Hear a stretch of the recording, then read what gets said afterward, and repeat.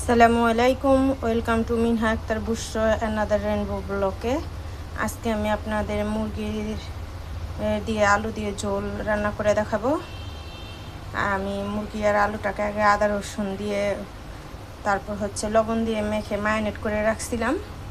এখন মুরগিটাকে একটু ভেজে নিব। আগে আমার তেল গরম হয়ে গেছে, এখন আমি মাংস ভাজার জন্য দিয়ে দিলাম।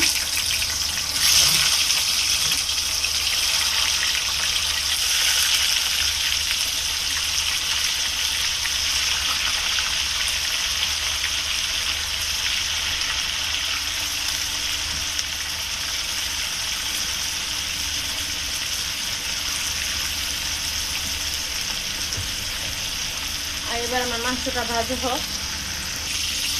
আমার মাংসগুলো ভাজা হয়ে গেছে, এবার তুলে নেব। সবগুলো মাংস আমি ভেজে নিচ্ছি।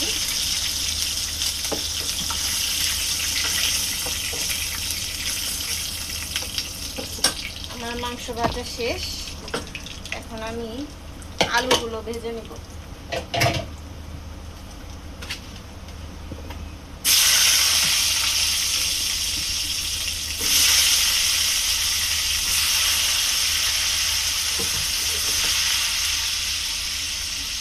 মুরগির ঝোল রান্না করার জন্য আমি তেল দিয়ে দিলাম। মুরগির তরকারির জন্য আমি পেঁয়াজ দিয়ে দিলাম তেল।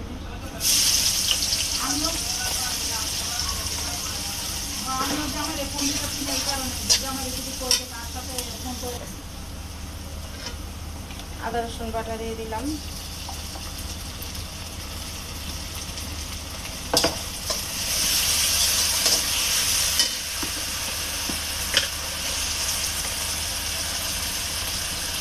গরম মশলা বাটা,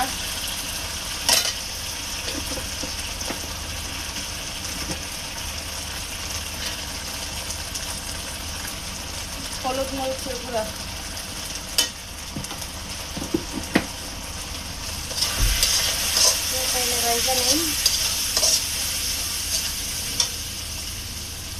সামান্য পানি দিয়ে দিলাম মশলা কষানোর জন্য।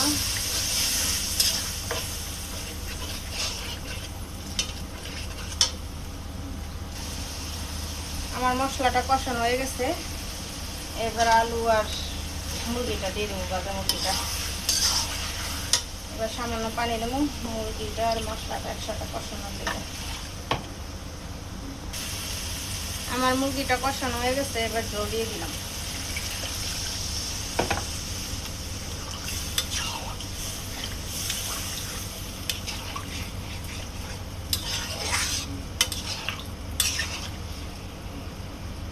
মাংসের ঝোল দিয়ে দিছি।